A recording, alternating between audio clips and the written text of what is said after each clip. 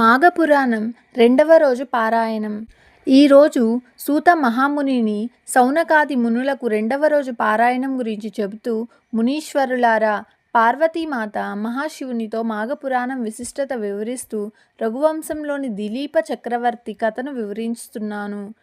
ఒకసారి దిలీప చక్రవర్తి సభలో ఉండగా ఆ రాజ్యంలో ఉన్న గూడెం వాళ్ళు వచ్చి మమ్మల్ని అడవి పందులు బాధిస్తున్నాయి అని విన్నవించుకున్నారు. దిలీప చక్రవర్తి వేటకు బయలుదేరారు. అడవి పందులు ఎక్కడికి వస్తాయో తెలుసుకొని రాత్రి చెట్లపై ఎక్కి కాపు కాసి అడవి పందులు రాగానే వాటిని హతమార్చారు. తెల్లవారుతుండగా చెట్లు దిగి మళ్ళీ తన సైన్యంతో తిరిగి రాజ్యానికి వెళ్తుండగా దారిలో ఒక వృద్ధాహరితుడు అనే ముని కనిపించేసరికి తన గుర్రాన్ని దిగి మునికి నమస్కరించారు. ఆ ముని, దిలీప మహారాజా, ఈ రోజు నుంచి మాఘమాసం వస్తుంది. మాఘ స్నానం చాలా విశిష్టమైనది అని చెప్పారు. అందుకు దిలీప మహారాజు, మునివర్య, నా యందు దయ నుంచి నాకు మాఘమాసం గురించి వివరించండి అని వినయంగా వేడుకున్నారు. అందుకు ముని, దిలీప మహారాజా, నాకు ఇప్పుడు సమయం లేదు. కొన్ని గడియల్లో సూర్యోదయం అవుతుంది.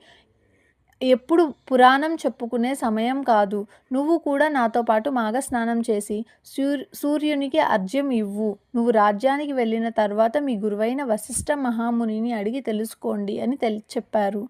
దిలీప మహారాజు ఆ వృద్ధాహరితుడు చూపిన విషముగా చేసి రాజ్యానికి వెళ్ళారు.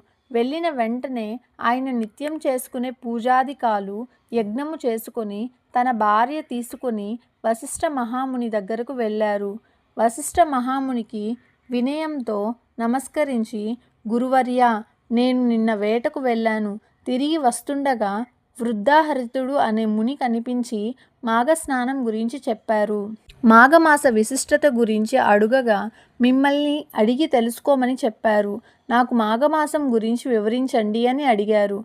అందుకు వశిష్ఠ మహాముని, దిలీప మహారాజా, నువ్వు అడిగిన ప్రశ్న చాలా మంచిది. లోకంలో ఉన్న మానవులందరికీ ఉపయోగపడుతుంది. మాఘ స్నానం చేయడం వలన స్వర్గప్రాప్తి లభిస్తుంది. ధాన్యం, సువర్ణం, గోవు దానం చేయడం వలన వచ్చే స్వర్గం మాఘ స్నానం చేయడం వలన లభిస్తుంది. మాఘమాసంలో ముఖ్యంగా స్నానం, జపం, దానం చేయాలి. To be continued in part 3.